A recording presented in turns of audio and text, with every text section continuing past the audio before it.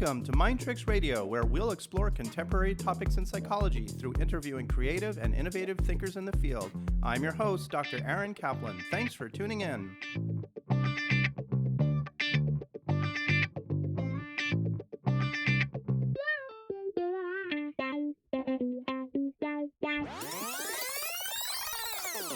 We're here today with Dr. Avrum Weiss, who is a psychotherapist, author, and teacher. Dr. Weiss's decade-long work on understanding the internal lives of men culminated with his recently published fourth book, the bestseller, Hidden in Plain Sight: How Men's Fears of Women Shape Their Intimate Relationships. Dr. Weiss is a regular contributor to the Psychology Today website and gives workshops nationally, teaching men and women how to better understand each other. He lives on an island off the coast of Maine with his wife and dog.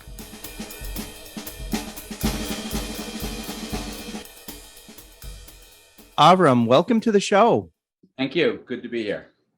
So first off, I'd like to congratulate you on your book, Hidden in Plain Sight: How Men's Fears of Women Shape Their Intimate Relationships. It was I thought, a very thought-provoking and provocative book and very important subject matter. And I understand recently it's reached bestseller status on some of the Sells platforms. So congratulations on all of that. Thank you. Thank you. It's exciting. So first off, I'd like to have you just tell us a little bit about yourself, your background, your professional career, and how you came to write this book before we start diving into the meat of it. Could we start with that? Sure, absolutely. I'm a psychologist. I live on an island off the coast of Maine. And I have always been interested in, even from graduate school, I've always been interested in what seemed to me like the big questions that people just skipped over and didn't talk about. And so my previous book was a book about the process of change, which you think would be sort of a staple of graduate education in psychology, but is actually hardly mentioned. So I got very involved, and it usually takes me about 8 to 10 years to work on a book. And mostly I work on things that I'm interested in learning about. And so I went through some changes in my life and started seeing a lot more men in my practice, which is unusual for most therapists. Men are usually underrepresented in psychotherapy. And as I sat listening to men, I kept hearing the same story again and again. And basically men would come into my office and give me their laundry list of all the things they were unhappy about in their relationships. And I naturally asked them, well, have you talked with your girlfriend or wife or partner about any of these? And almost universally, they looked at me like that was, why didn't I understand what a stupid question that was? Mm-hmm. And that basically, if they could have talked to them about it, they wouldn't be there talking to me about it. And it gradually occurred to me that they were afraid to talk to their partners. And so I started checking it out with them. I would say sort of hesitantly, it sounds like you're afraid to talk to her, and got a very affirming response pretty much universally. It wasn't an idea that had occurred to the men themselves, but within a minute or so, they really took to the idea. And as we started exploring it, we just learned together more and more about all the ways in which that's true in so many men's lives. Yeah, so you have an experience, I think, that a lot of therapists have about finding the hesitancy often of men coming to therapy and wanting to talk about emotional content, but pretty quickly being able to break through that as you start.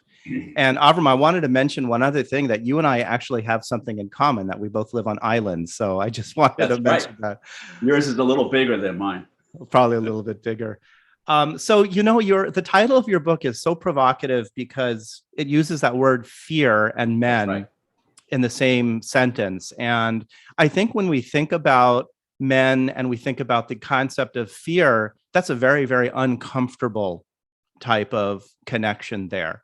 Yes. And then I think as we start digging into it a little bit deeper, you start explaining, well, that fear isn't necessarily the fear of being attacked by saber-toothed tigers or dinosaurs and having to stand up to them.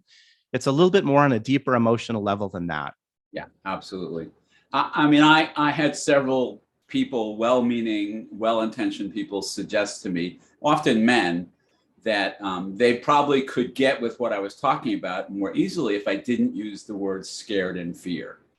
And actually, I use those words intentionally because it is in my experience with men that when you sort of name it that directly is when they best connect with the feeling itself. And if you say, are you nervous about, or are you worried about, they can sort of keep that at arm's length. But if you say scared, it's almost like a Zen koan, like what is the sound of one? It just sort of startles them and they connect with it pretty quickly. But yeah, people do object to the term. Well, I think it's a very provocative title for sure. And I think, oftentimes the most provocative things are what gets people to think and listen and really respond to the material. It could have been a lot more provocative. If I had my way, I want to name the book Pussy Whipped. Yeah, that would be pretty provocative for sure. Yeah, I don't know how that would go on the bookshelves with kids walking by. True. And I don't know how the publishers would have responded to that, but good for you for just being out there with these concepts and presenting them to the public. Yeah. So, in the beginning part of your book, you actually address, I believe it's 7 or so specific fears that you talk about that are relevant to this subject. And I'd like to just sort of go through them and talk a little bit about what you mean by them. The first one being you talk about the idea of the fear of being controlled and dominated. What does this look like for men, and why do men fear that? Well, I think the way it looks like, or what it looks like, I'll go back to what I wanted to originally call the book, which is the sort of intriguing question of why is it that the worst thing one man can say to another man is that he's pussy whipped, that he's, and note what's interesting is all the pejorative terms we use about men suggesting that they're controlled by women are feminizing terms. We say he's been emasculated. We say he's been pussy whipped. We say his partner is a ball buster. And so in there, you hear the underlying threat, which is that to be controlled by a woman is to be less than a man.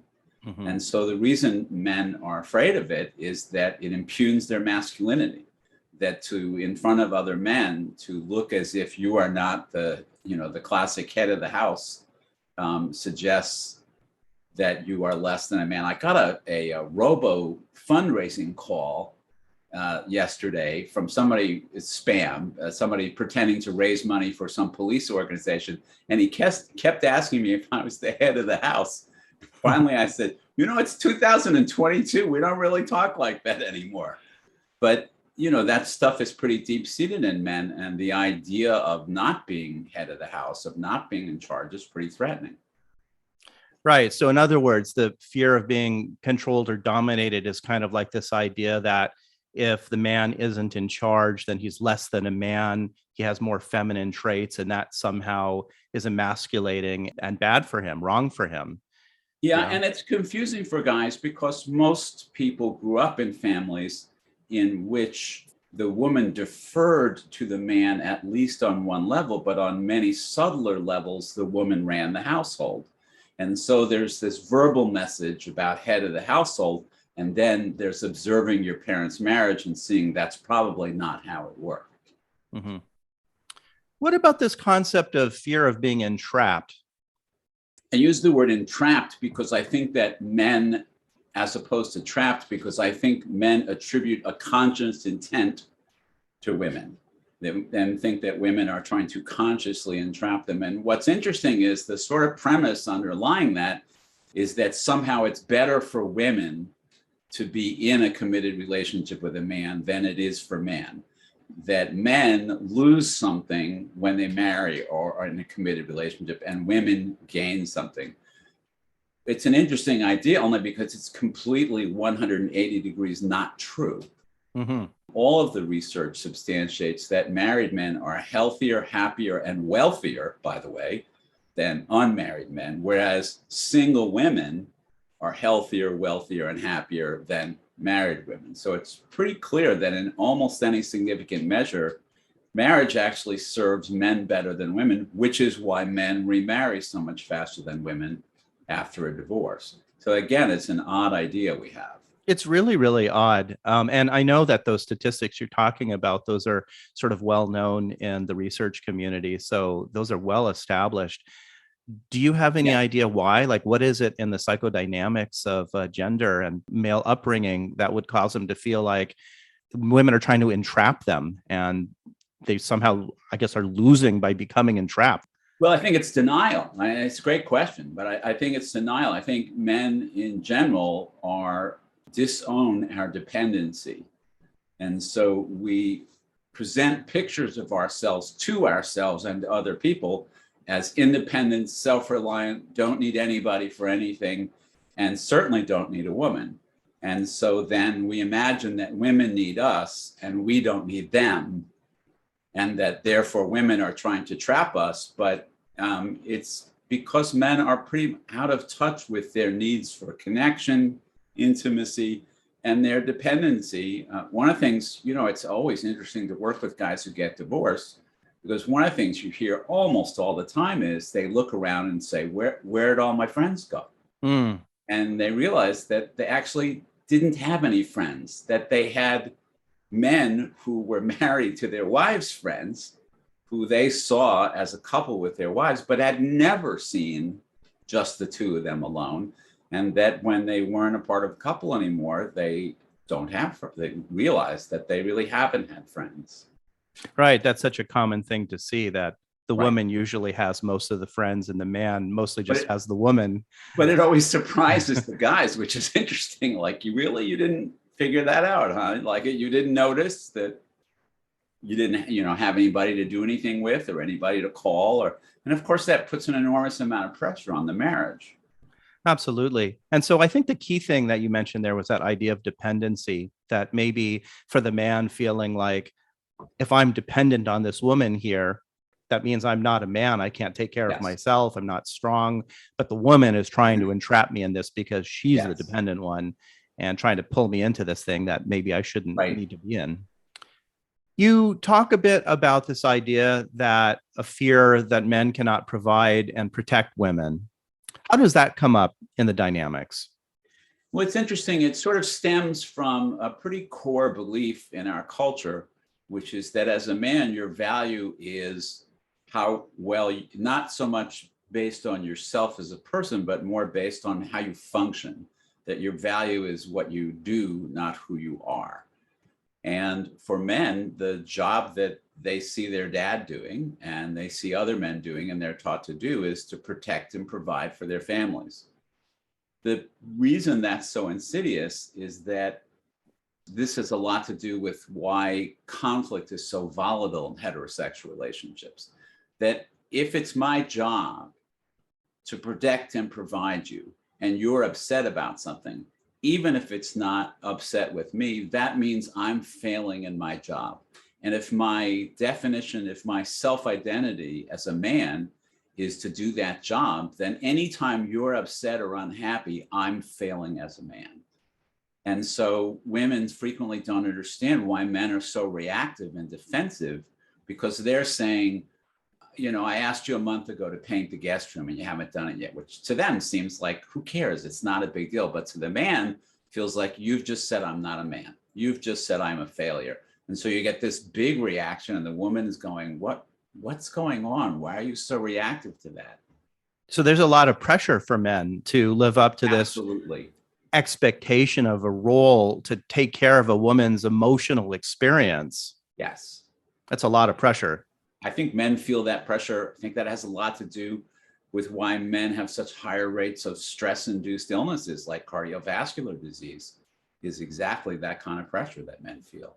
And on the other side of the coin, you said something interesting, that the women who are experiencing these emotions, they have thoughts and feelings about something and express it to their male partners, aren't necessarily looking for the men to be responsible for their feelings.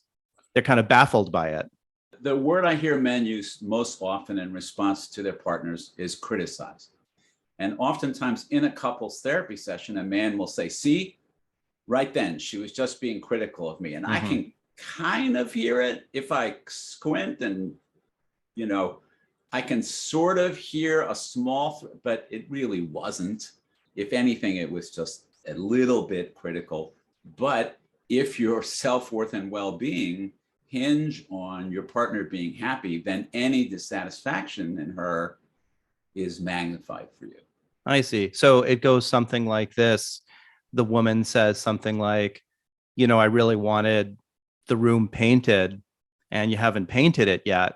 And I'd really like to get this painted. And the man's hearing, you're really, really upset and I failed you. And you think I failed as a partner. And that's really uncomfortable.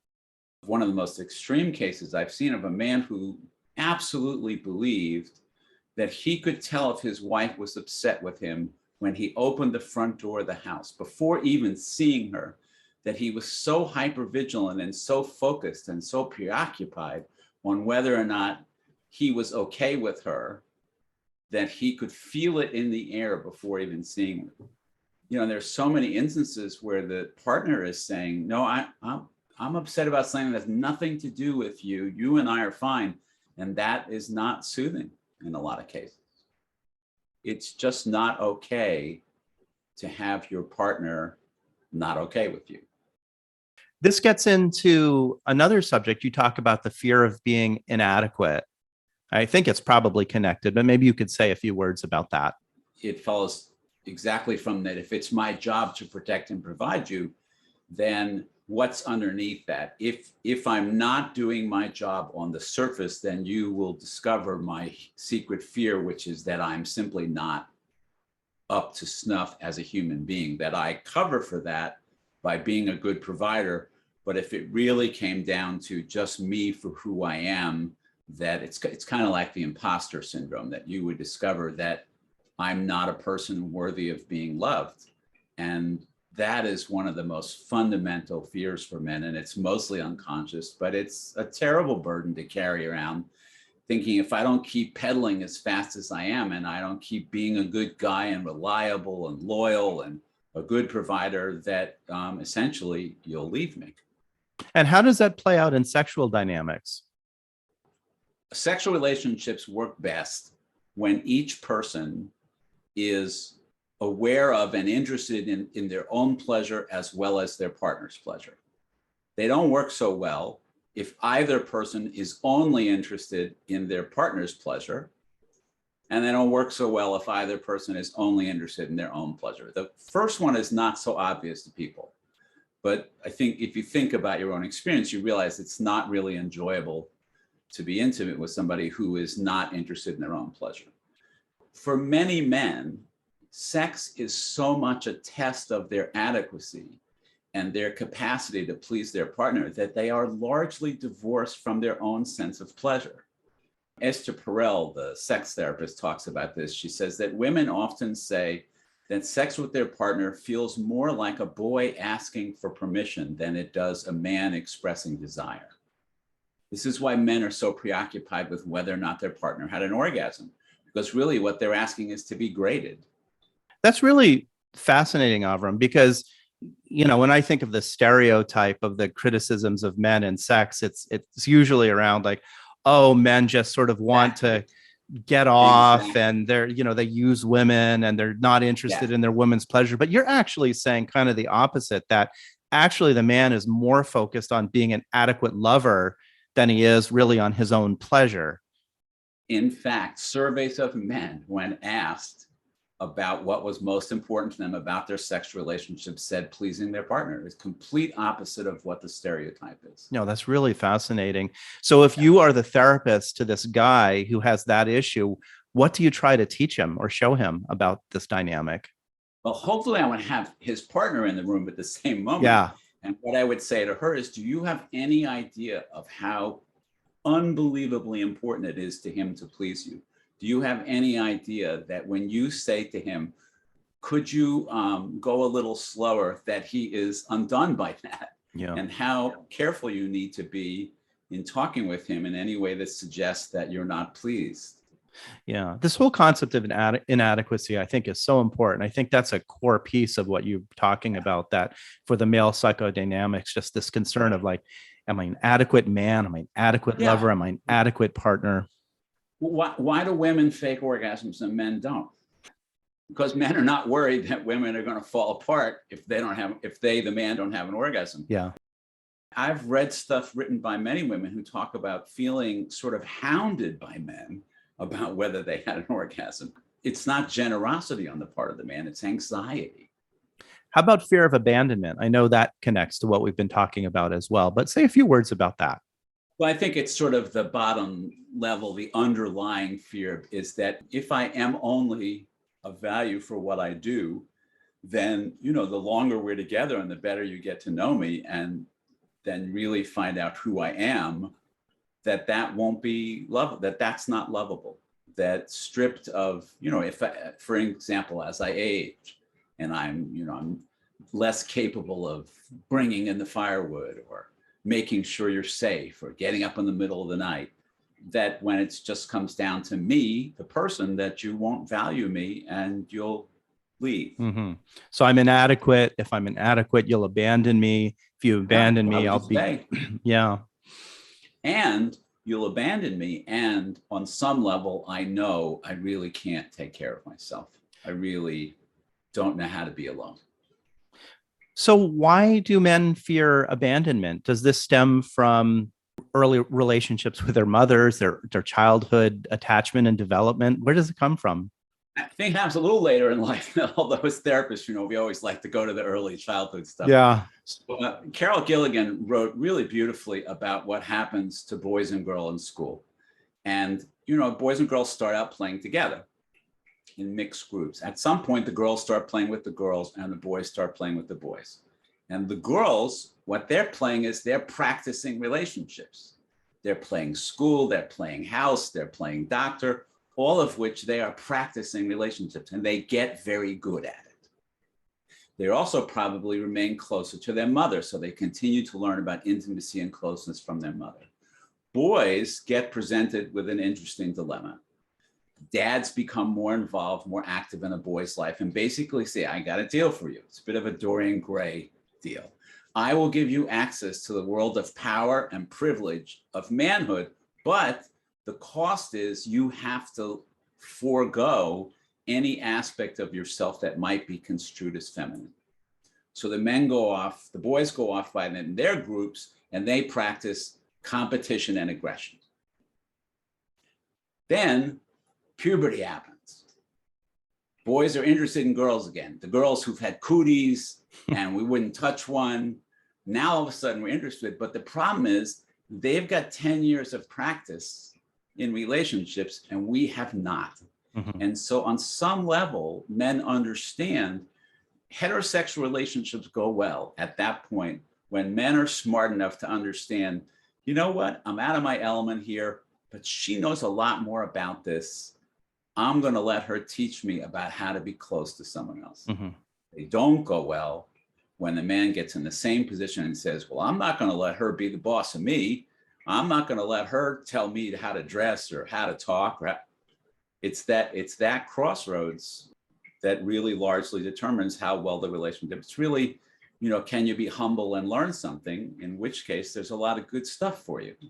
That was a really fascinating part of your book, actually. I really enjoyed that concept of boys needing to earn their manhood in the company of other men, where girls just can be girls and they interact. They're socially, interpersonally connected with each other, and they get to practice that. And so, again, that seems like a lot of pressure to be stereotypically male, because you're basically competing to be a male. That's what you're learning. And I think it's why we die, 8 years younger? It's a lot. It's a big number. I got a call from a reporter from the Washington Post, who I'm talking with this afternoon, who wants to talk about men and suicide, because 80% of successful suicides are done by men. Mm. Again, that's a pretty significant number. And we're not, as a culture, very interested in that. Yeah, that is really tragic for sure. Mm-hmm. You talk a bit about conflict avoidance in relationships, in relationship to fear of abandonment. What does conflict avoidance look like for men? What it looks like is men try to take the conflict, they try to get the home court advantage. So home court for a man is, I want an argument that is rational and linear and not emotional, because that's where they feel more comfortable. An argument gets emotional, then men start saying things like, just be rational, just be clear, you're being hysterical, stop exaggerating. And what they're really saying is being in an argument with you that's more emotional is making me feel things that I've worked my whole life to not feel. Right. And so it's tremendously dysregulating. So here are men who navigate the world and live successfully with these defenses intact, except in their intimate relationships where they feel sort of stripped of the defenses they rely on. And so conflict in an intimate relationship, they'll get into conflict at work, on the basketball court, anywhere, and feel good about that. But when the conflict involves vulnerability, then they really are struggle. And it sounds like when the conflict involves emotions, that's what is vulnerable. That's very uncomfortable for men. Yeah. Exactly. And also, they have skin in the game, whereas at work, okay, so you don't like me, you fire me, I'll get another job. But at home, you don't like me, I'm abandoned. You talked a bit about the femophobia, the fear of being feminine, as that a driving force that boys learn as they grow up. And you make another interesting theme in your book about the idea that relationships with women can be threatening to men, because if they connect with women, then they're reconnecting with these stereotypical feminine traits, which I guess we would call vulnerable emotions. What can you say about that? I want to add to what you just said, because the piece that's missing there is what a tremendous loss it is to detach from the parts of yourself. So the sad part for young men is that they don't lose their desire for closeness. It's just that they learn to hide it to be accepted as a man in the world. So they live with, it's not like they're so armored they don't care. They still care. They're still human beings and still have the same needs for intimacy and closeness. I imagine that it's a lot like what gay people have felt like for so long, hopefully less now, but living in the world, knowing who you are and watching yourself every moment to make sure there's no gesture or no way you say anything that would betray to someone that you're not who you appear to be, and that you're subject then to mocking and criticism, kinds of things. Let's talk a little bit about this concept of gender role conflict. Now, I get the sense that that is something that's very important, that affects men, and they struggle with in navigating various areas of their life as adults. Yeah, sometimes called gender role strain, gender role conflict. The guy who wrote Jim O'Neill wrote the foreword for my book, and O'Neill has done or generated over 200 studies about gender role conflict. And gender role conflict is the gap between what men believe they are supposed to be and who they believe they really are. And the larger the gap, the more unhappiness in life, and not just unhappiness, but things like anxiety and depression and all kinds of physiological illnesses are very correlated with gender role strain. So really what we're saying is that the gender role stereotypes that men feel compelled to meet are harming them, in some cases killing them. And there are just volumes of data supporting that. So you actually see in the research that the bigger that gap is, the more men suffer from mental health and also physical health related problems. Absolutely. I mean, one of the reasons for that is that one of the stereotype gender expectations is that men don't get help. Mm-hmm. And so they don't go to the doctor. Yeah. So, they have a little pain in their chest and you're like, I'll go work out. Right. Well, how many of your male patients come to you because they were sent by their wives or their partners? Or their physician. Or their physician, right. Yeah. Right. Because they end up in their doctor's office and the doctor says, if you don't do something about the stress in your life, you're not going to live 10 years. How does restrictive emotionality affect men? It affects them exactly in the way we're talking about, because men don't lose their desire to be full human beings, to have a full range of feelings, and to be close with other people. And so if you have to act as if that's not important to you, but it really, really is, it creates a lot of internal distress. Mm-hmm. And women by and large think that men are not interested in closeness. Men do such a good job at hiding it, that by and large, women are really surprised to find out that their partner is as interested in intimacy as they are, because it often doesn't look that way. I imagine that in scenarios that go well, women and men work on their relationships and men start to get this to some degree, start reconnecting and become more intimate with their female partners. And maybe they're the safest person that they have in their life to try to reconnect with. But what about relationships with other males, friendships, adult male friendships? I think this is really the big untapped area. I started running men's groups about 10 years ago, and I remember distinctly the night before the first group, and I thought, this was really the worst idea I've ever had as a professional. This is going to be agony and torture. Because in mixed groups, men really lag behind. Women take the lead in terms of opening up, and then men follow behind.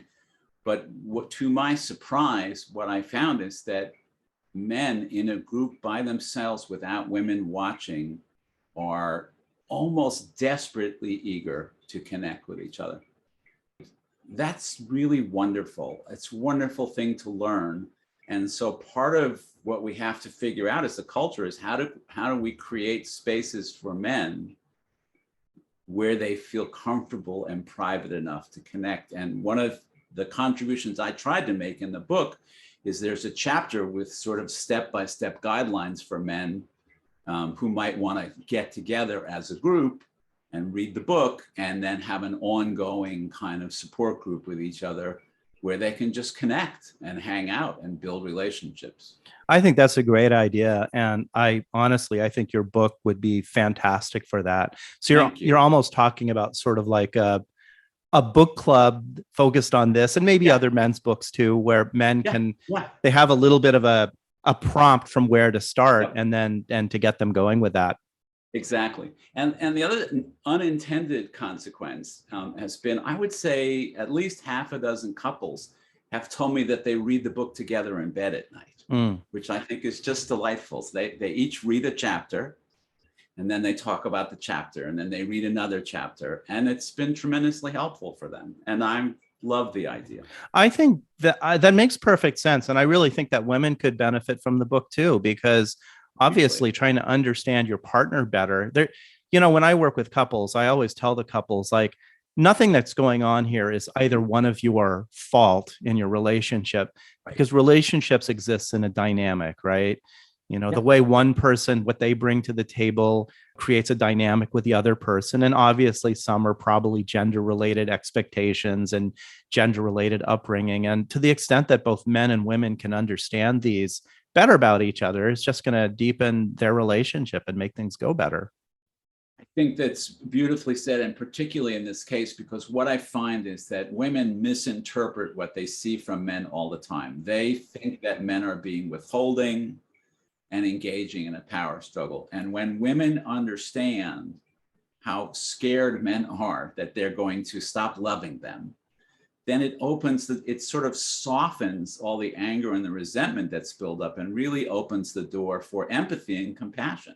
Right, for sure. Because ultimately, what women want from their partners is what the men want as well, but just don't know how to do it right. Yeah. So what I've been doing in workshops is having a group of volunteers, men, come up in front of the room and talk with each other about their fears. And then the men sit down and the women come up and talk about what they just learned from listening to the men. And then the men come back and the men and women talk to each other. And the dialogue that happens between the men and women at that point, the key is they listen to each other without having to see each other or engage. They can just listen without worrying about all that stuff. And then when they come back and talk with each other, it's incredible how much that opens up. Very, very powerful. So workshops, book groups, and discussion. Can you mention any other ways that you think would be helpful for men to be able to understand and confront and deal with these fears differently and better for them? Sure. In the book, I suggest there's a progression of 3 things for men to do. The first is to do their own work. The second is to do work with other men. And the third is to do work with their partner. And I think obviously it starts with you in terms of whoever you're talking with, whether that be a therapist or a friend or whoever you're talking with in your life, exploring the ways in which these fears are running your life. And then the step that might not occur to people is to talk with other men about it. Because people might think, oh, well, the next step is to talk with your partner. But I think if you skip the middle step, it's going to be a lot harder to talk to a woman. It's easier for men to talk to other men. And that's why I recommend that they find some kind of setting where they can talk with other men and before tackling talking with their partner. Avrum, how do you do this therapeutically with your men? So I'm imagining they're coming to therapy. Their defenses and guards are probably up because, well, they're men and they don't want to be weak. They don't want to be feminine. Right. Yeah. And you had mentioned that they sort of, in the group therapies, they sort of open up pretty quickly. But how is that process of getting them to examine and get past those defenses of dealing with the fears? I think what helps a lot, I laugh a lot. I laugh a lot in this interview. I laugh a lot in therapy.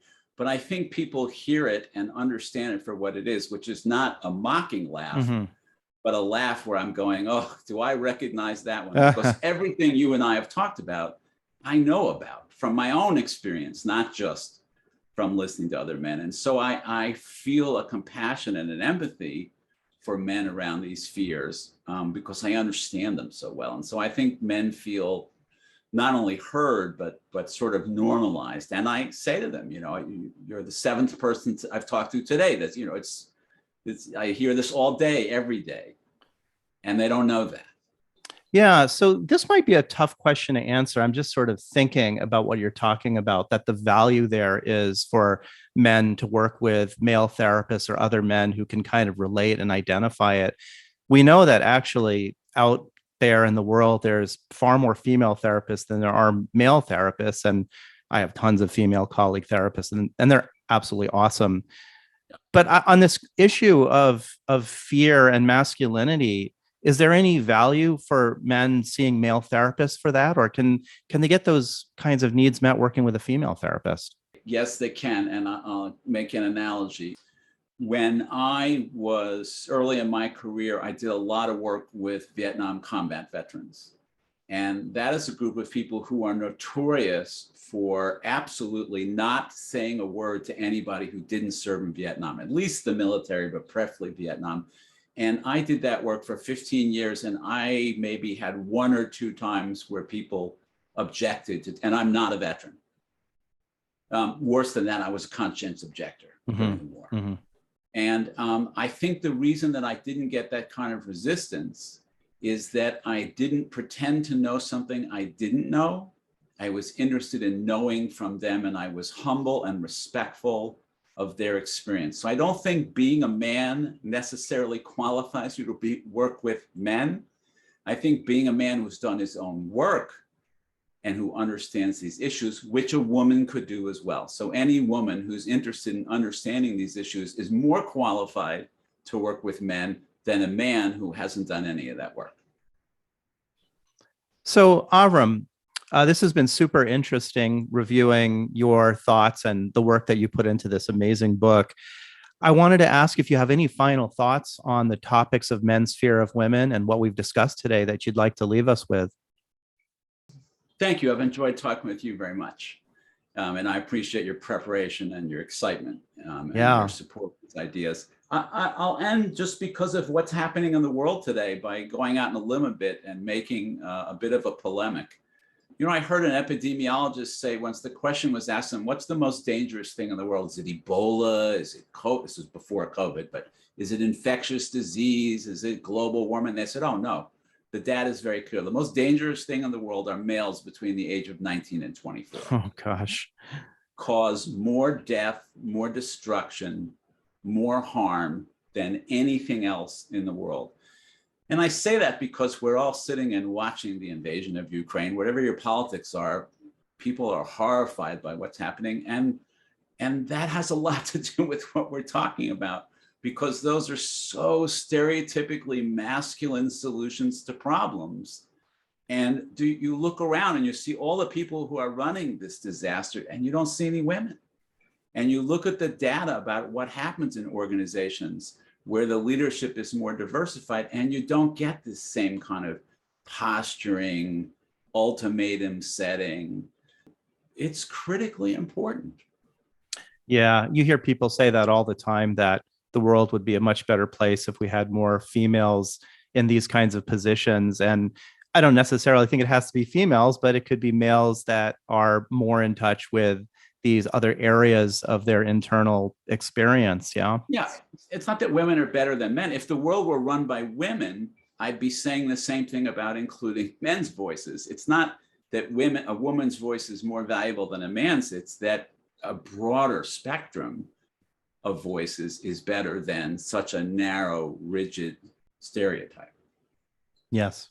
Well, thank you, Avrum. Again, Hidden in Plain Sight, How Men's Fear of Women Shape Their Intimate Relationships. I know I'm going to be recommending this to some of my patients and their partners, and congratulations with that. And I hope to catch up with you again sometime soon. Sounds good. Take care.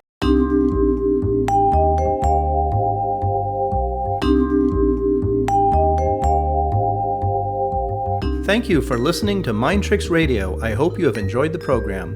For more information about Mind Tricks, you can go to my website, www.waikikihealth.com. Be sure to subscribe to Mind Tricks on your preferred podcasting host to be notified of new episodes of Mind Tricks. Please take some time to give Mind Tricks a good rating and review wherever you are listening. It really helps get the word out to new listeners. And please like and share Mind Tricks posts on Twitter and Facebook by following your host, Dr. Aaron Kaplan.